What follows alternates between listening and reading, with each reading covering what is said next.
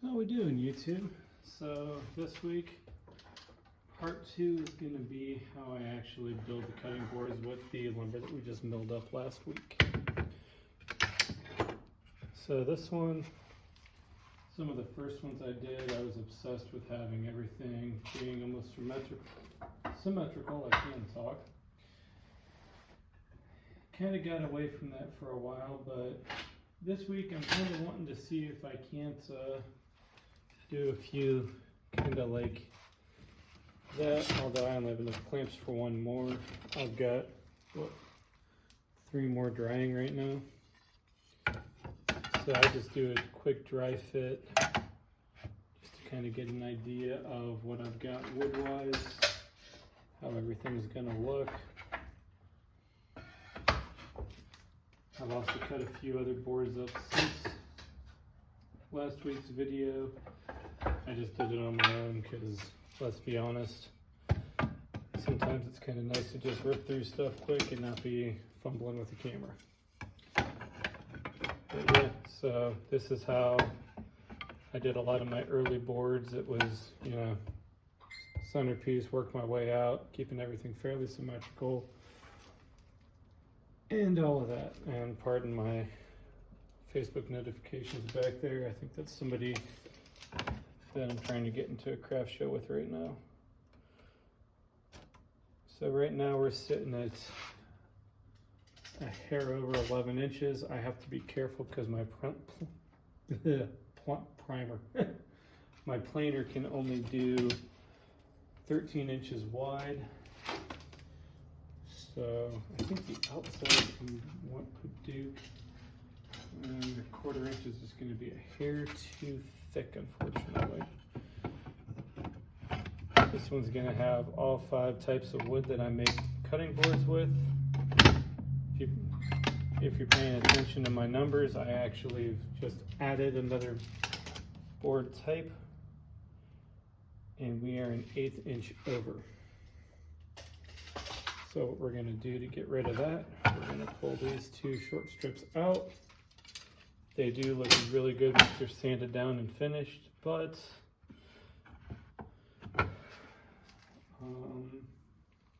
yeah, actually, I want that thicker piece of walnut there, but if I can find one that's a hair thinner, that'll work. And then I can leave these 2 accent boards in here.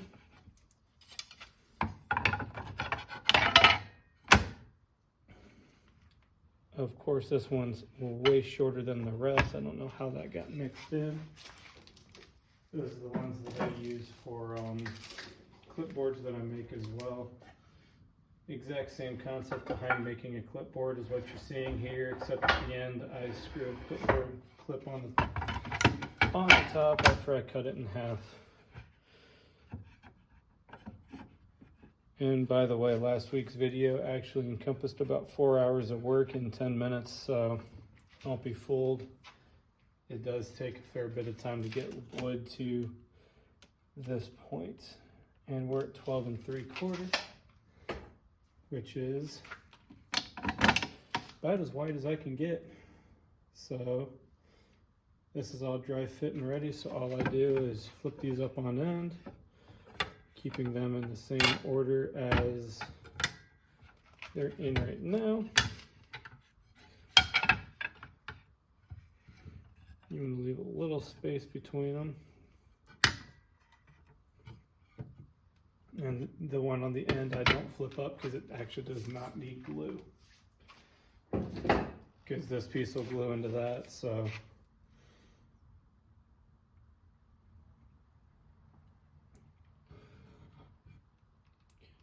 and if anybody wants to make fun of my Harbor Freight clamps, feel free, but as long as you have your boards cut at a good solid square 90, you don't need thousands of pounds to be able to hold them together for a successful glue up, which is why I pre-joint everything on one side before I hit the table saw with it. because if you can keep that at a perfect 90, it makes your life so much easier. And then we just slap a bunch of glue on.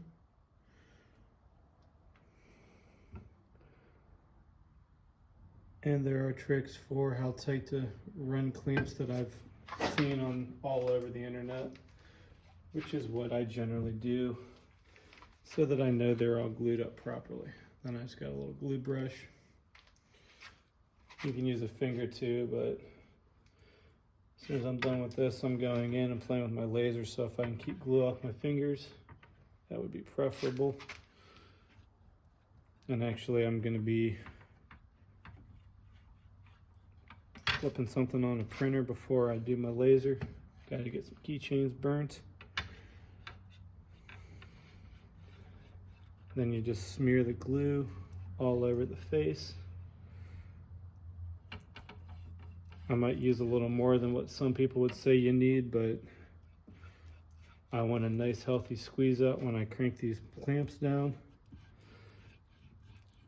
So, you know, I'd rather use a little more and know it's a solid joint than sell a cutting board and go, I wonder if it's gonna hold up. But yeah, then you just roll them down, line everything up. It is gonna move a little bit after, but I just still try to keep everything fairly close.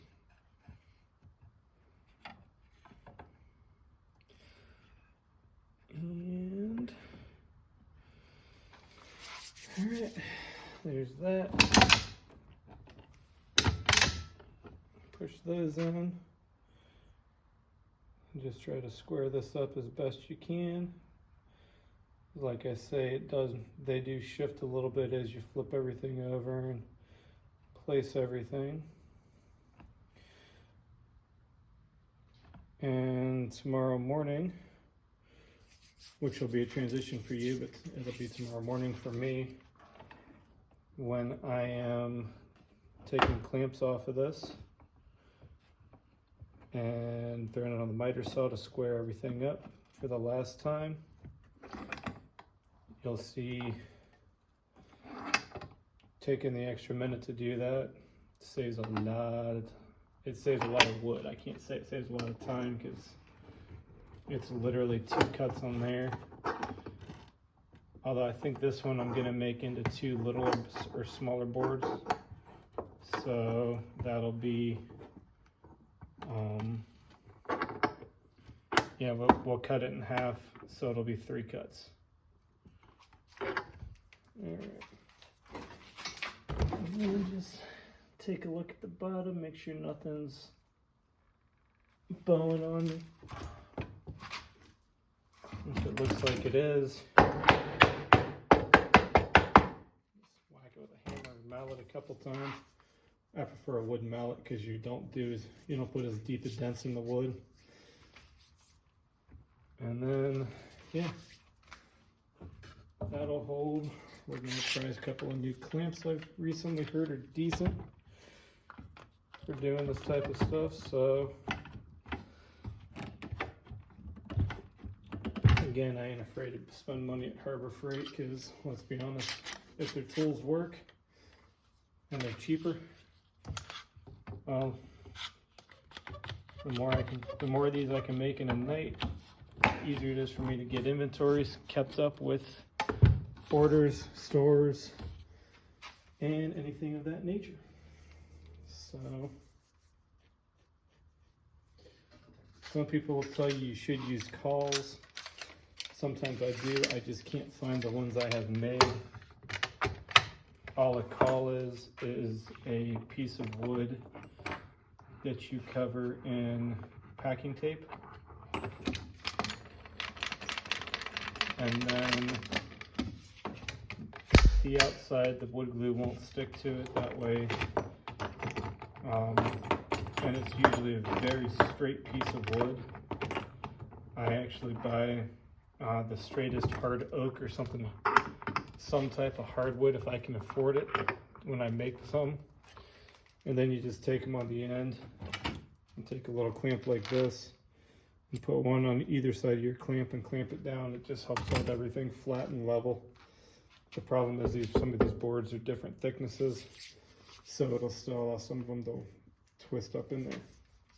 But yeah, so this is how it's going to sit for tonight. We're all clamped up. I'm going to pull you out of here.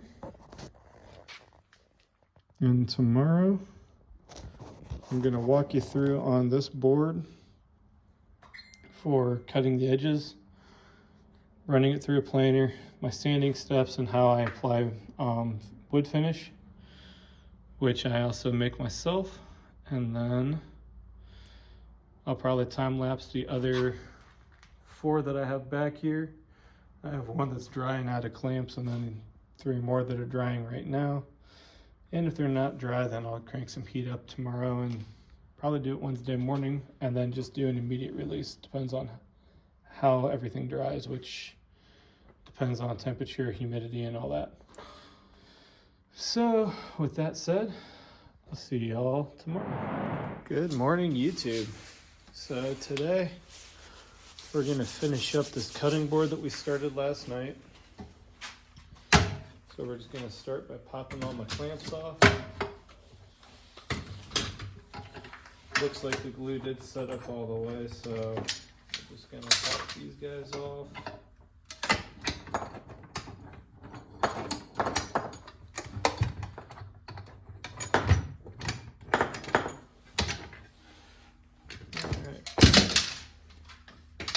Out of the way, and this is what we got. So this is going to go onto my planer. Yep. First, I probably should try to knock some of these excess glue spots off if I can find my chisel. I don't have one, so I'm just going to use the planer to clean it up. I'm going to put this side on the bottom first because it'll help knock all this glue off with the blades. So we're going to move over here. And yeah, don't mind my failed board over there. That was one of the first ones I did. By the time it's done, I'm going to have to find a shorter screws than normal and make that into a clipboard because there's no way it's going to work right. So with that said, we're going to pop this board through here. I'm going to lower this until I make contact.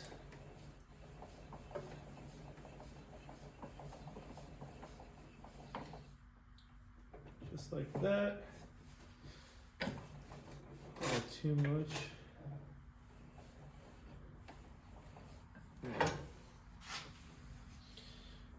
I'm going to run this through once real time, pop it over to a time lapse just to save you guys some time. This probably will take about 15-20 minutes to get everything all nice and level.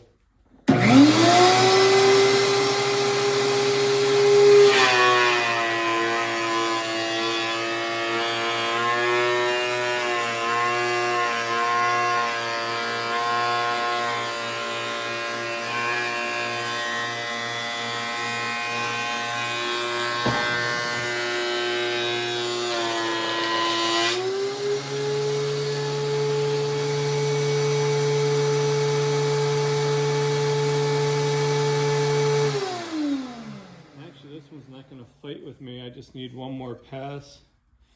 I got a little bit of glue left, but you can already see how much brighter it is compared to the other side. So we're going to run this through at the same level. Actually, I'll take this down a half turn, which adds about a 32nd of an inch from my experience, a little more than, but for a quick mental math, it's pretty much accurate most of the time.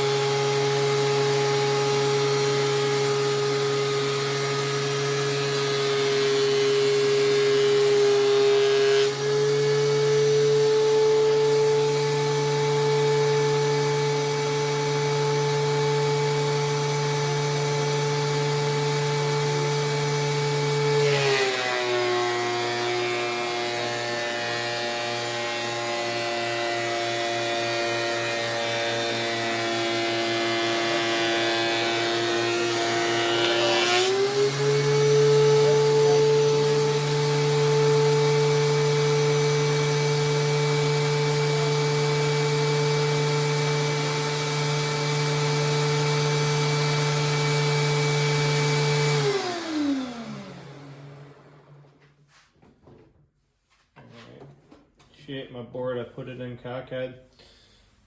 So I don't know if you guys could hear me before, but every half turn of this is about a 32nd of an inch, give or take. So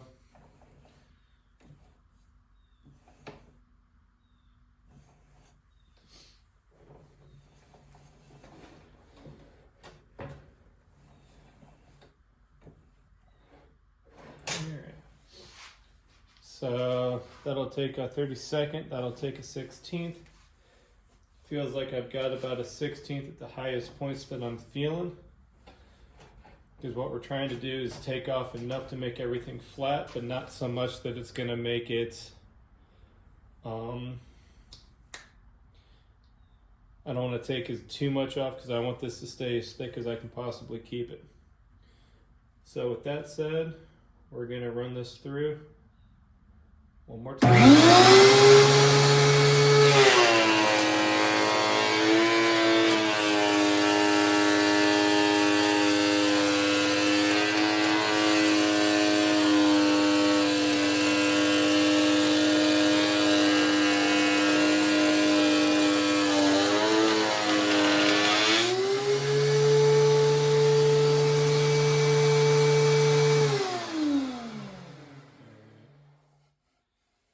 See, I've got a little glue right here.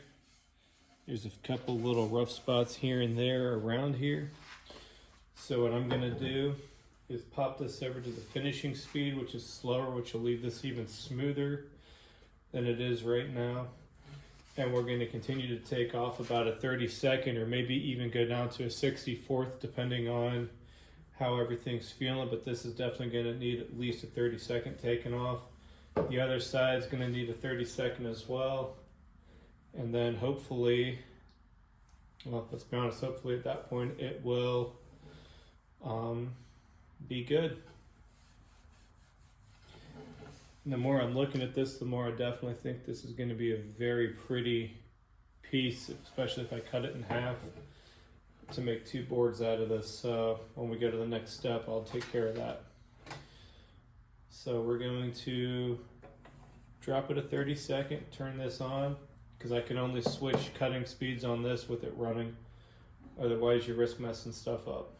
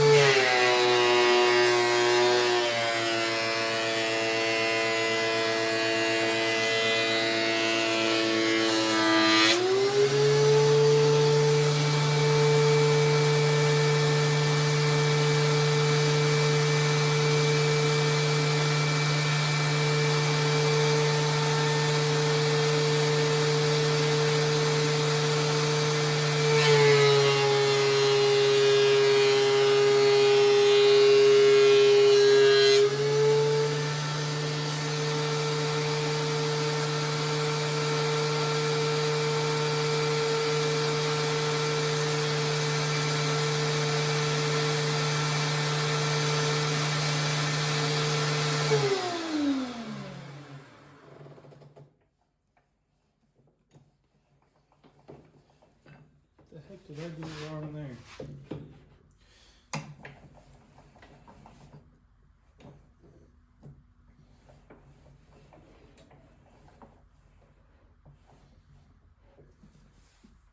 All right.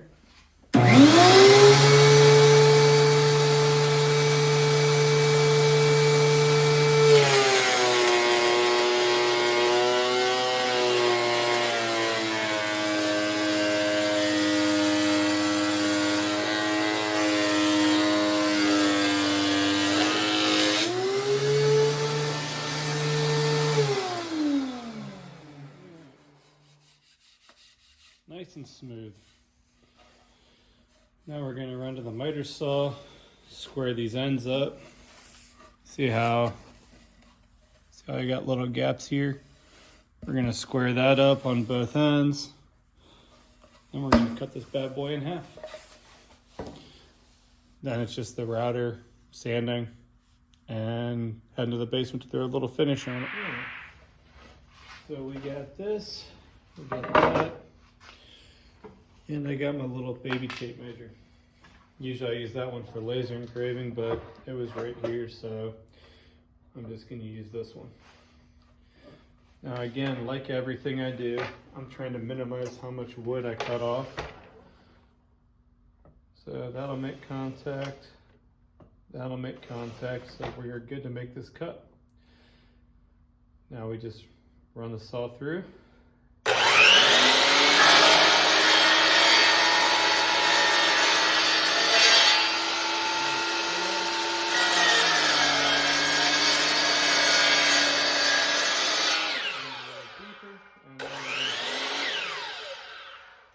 As I accidentally squeeze the trigger, and then we are going to make the full cut. That just helps minimize any tear out on the other end. Right there, I got a little bit, but the little bit we got will actually get taken off by the router, which is the next step after this. And then again, that looks good. So I usually do 2 to 3 passes with this when I can, because like I say, it helps with tear out.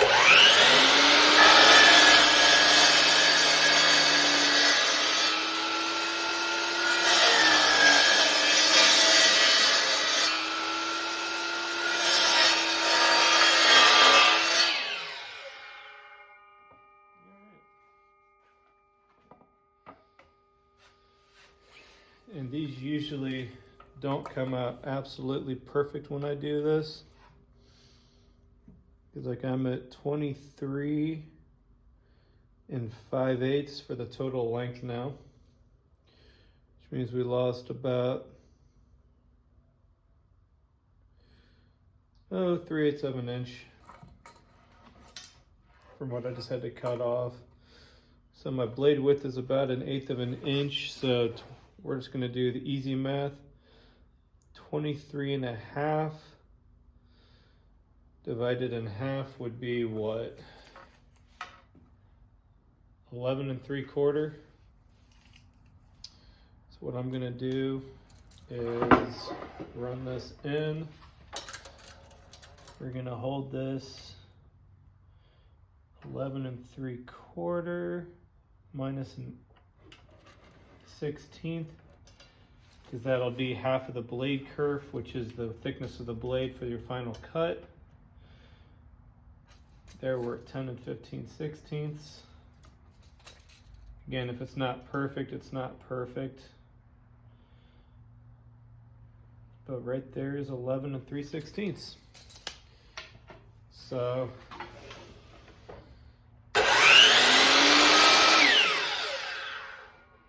something don't look right to me. That's why they always say measure twice, cut once. Because as soon as I put this first score in, it's gonna get cut. So yeah, 23.5.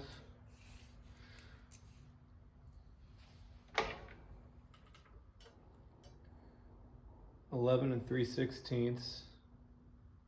That's why it looks off. It's 3/16. It should be 5/16. So we're going to bring this over a hair, the 16th off.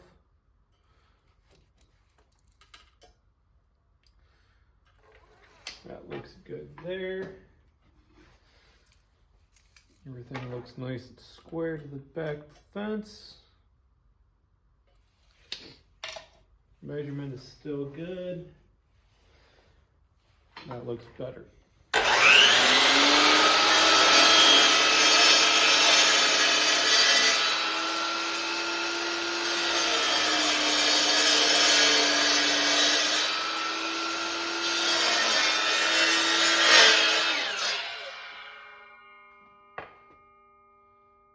And somehow I'm still off on my math. This is why you should not do math when you're half asleep.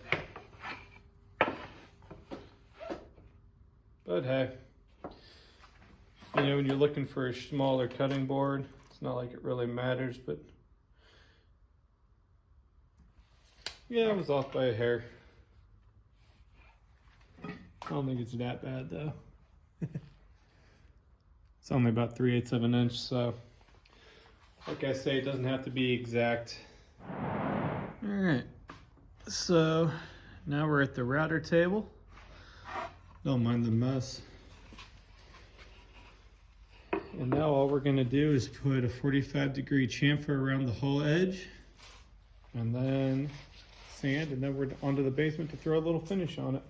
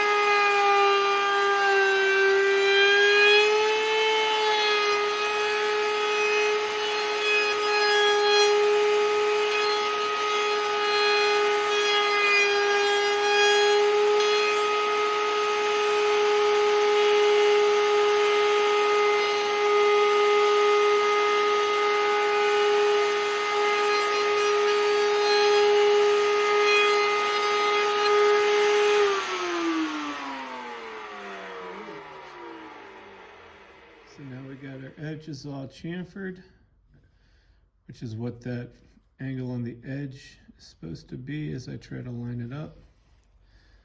Right here. Helps hide any tear out from the original cutting, plus makes it more fun to hold. I'm about to sneeze. So real quick, we're gonna hit these with 120, 220, then 320 grit sandpapers. I'm just gonna time lapse it because this is gonna take a bit.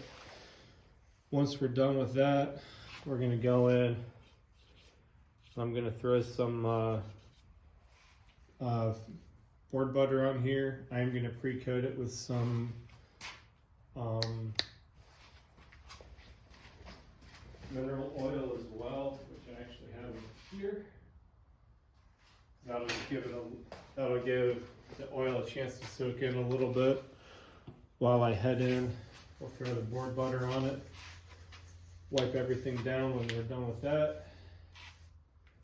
And then, yeah, that's everything that goes into cutting boards. not going into how I add handles and stuff like that, mainly because I don't have the templates on that I have ordered and coming yet. If anybody wants to see that, as always, throw it in the comments below. If I see enough requests, I will do it. If I see like one or two, I don't think it's that entertaining to watch because it's nothing really crazy, complicated or hard, but then again, I don't think any of this is, you know, I think I have a little bias there. So yeah, with that said, we're gonna pop this over to a time lapse. Set one of these off to the side because they will move on while they're on top of each other. Yeah, with that, see you in a little bit.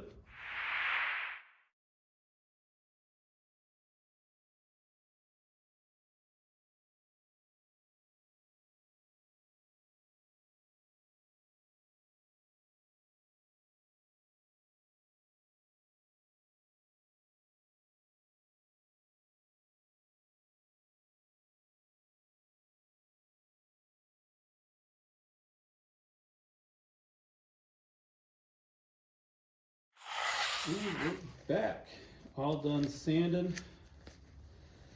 Had an idea halfway through, so I forgot these tables are adjustable and have the little mounts to hold what you're working on. Made my life a whole lot easier. I just wish they were about a foot taller, so I think I'm going to be making some stands for them if I'm going to use them to sand on much more, because my back's screaming right now from being bent over. But like I said, we're going to throw a little bit of mineral oil on these, just to minimize the muss on me. We're ready for the procedure.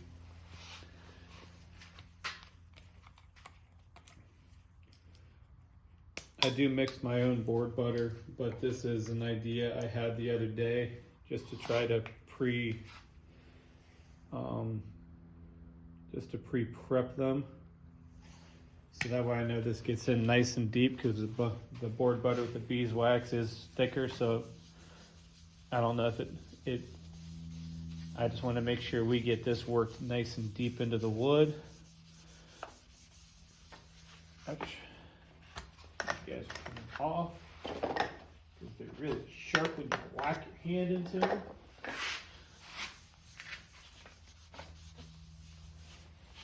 That way, and then you guys can also see this board just pop. You can already tell. And I'll be honest with you, the camera does not do these things justice.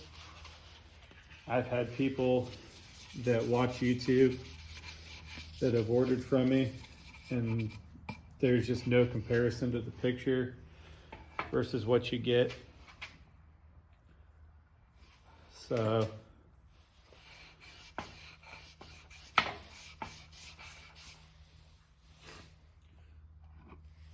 but yeah, and it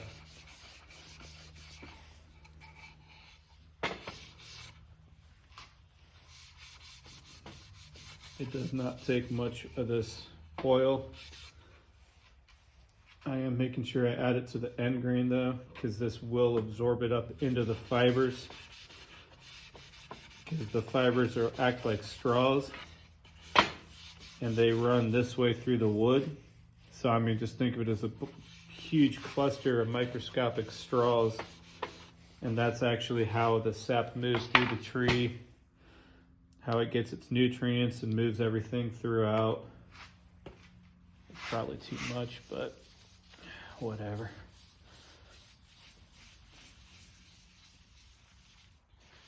Yeah, it's too much. So we'll dry this one off a little bit. And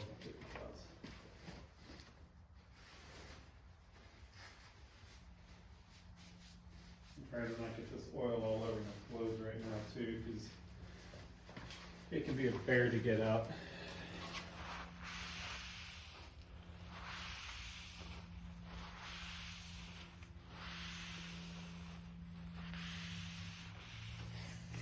Yeah, look at that.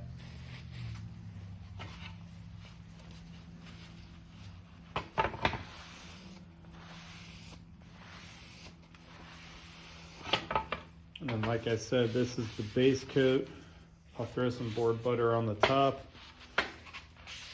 to get that beeswax in there, which will help seal all of this in, because this will help. This should absorb in nice and deep because it's just oil. And some people will tell you all you need is this as a finish. This is completely food safe, ready to go right now.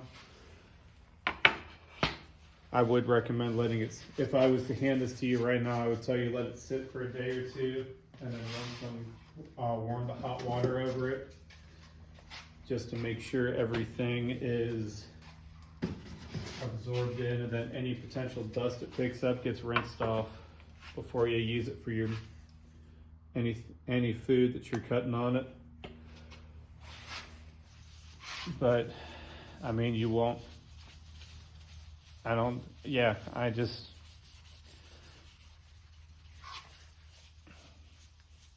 would never do that to somebody though. I always hang on to them for a couple extra days just to make sure everything is in, rinsed off. Like I say, I do apply my own board butter mix to all of the cutting boards I make. And then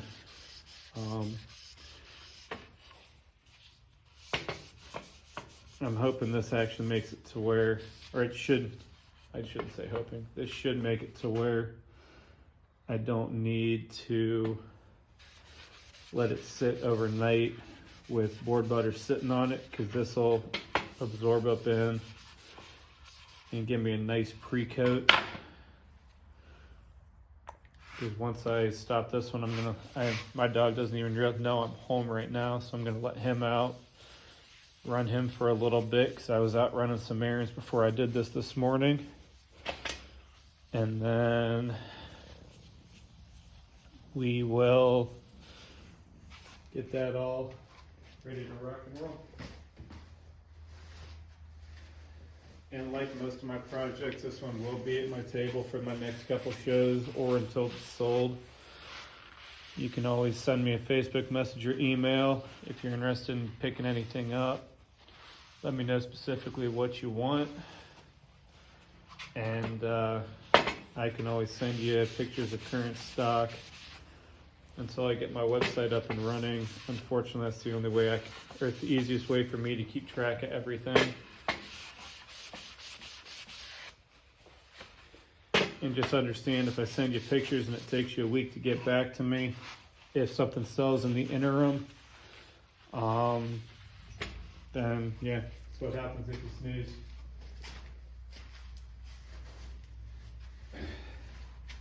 Although a lot of times if you want something, I can always make another one. It might not be the exact same, widths of everything, because I just cut this stuff randomly. There's no real set size guide. Sometimes I do thicker strips, sometimes I do thinner. It depends on how much how much wood I have. Right now I'm running really low on just plain old hard maple, which I thought I had a couple more boards of. But looking at it from over here, it looks like I've only got 6 pieces left. So like the next time I go to the store, I need to pick some more of that up, because that's a staple for, it looks good, it's inexpensive, and I hate running out of it, but things happen. I still got a bunch of cherry and a bunch of ambrosia maple, which has a very unique pattern to it, but yeah. But yeah, so with all that said, we are done with this step. I'm just gonna wipe the table off. That oil's not gonna hurt this wood top at all. It actually should hopefully help it last longer. I actually just found out these tables are discontinued, so I've been trying to get as many of them as I can, because I really do enjoy these things. But yeah, so next time I see you, we'll be in my basement. See you in a bit.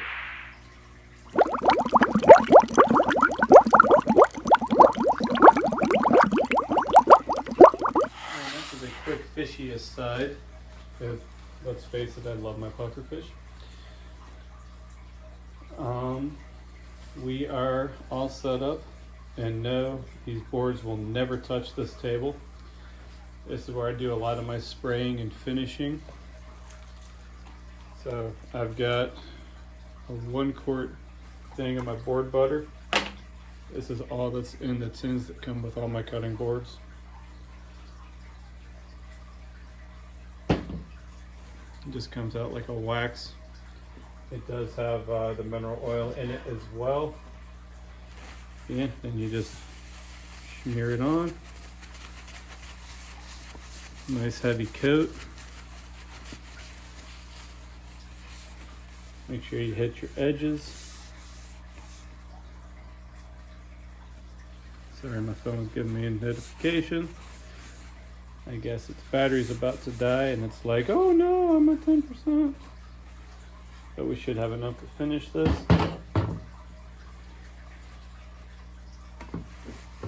And then I just hit the other side, same thing.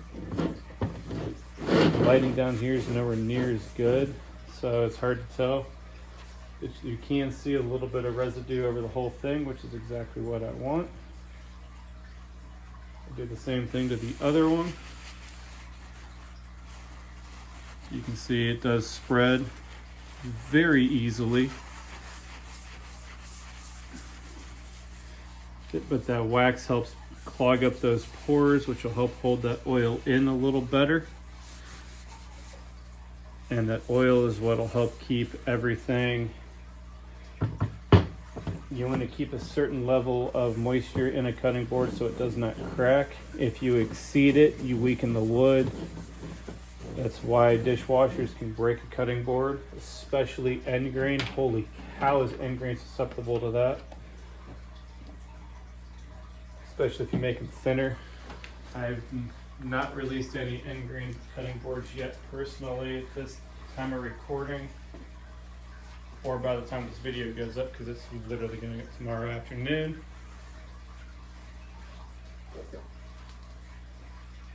And the little puffer's just having a grand old time eating his lunch. And then when you're done, you just take, and I usually do a straight wiping motion. You will want to use a couple different paper towels.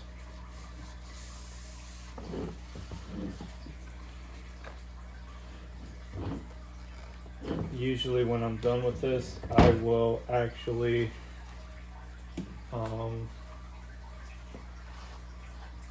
forgot what I was gonna say. But yeah, usually when I'm done, I'll go through and wipe it down a second time with a new clean one.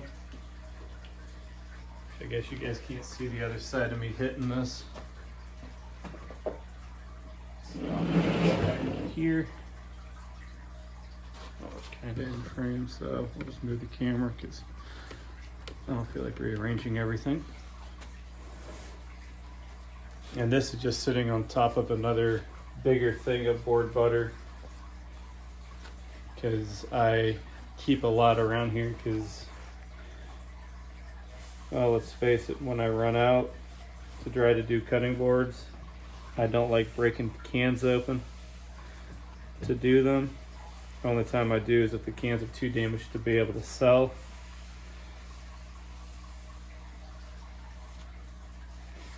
And I do apply this very liberally.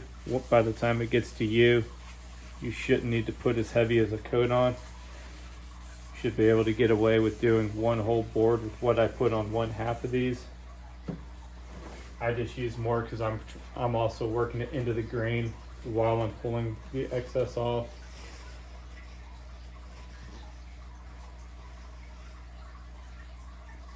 So I'm getting distracted by some of my fish. If you guys want, I can do a custom aquarium stand build sometime. My tanks are not currently in the showable condition. I've been kind of lazy with them this summer, so I got a lot of algae buildup. But hey, fish are happy. Algae is actually a sign of a healthy tank, so it's not a huge issue. They're just not very pretty right now. If you're never around aquarium groups, Those people can get really aggressive if your tank doesn't look the way they think it should look. I've actually been yelled at for giving advice to newbies that I've never had an issue with, but apparently somebody else did. And, oh, they were not a fan. I actually got a hold of the people that ran it, and they didn't do a thing, so I was just like, yeah, I'm out. That's why you won't catch me in many fish groups on Facebook anymore. But yeah, so that's a completed cutting board. I'm going to do that one off camera because this video is going to be too long if I do it. So yeah, between last week and this week, that is how you mill down lumber from rough cut to usable, and then how you can create something with rough cut lumber once it's milled up and made pretty straight, flat, and all that. So I hope you guys enjoyed it this week. I will see y'all later. And as always, Cat in the Hat and Duffy Duck.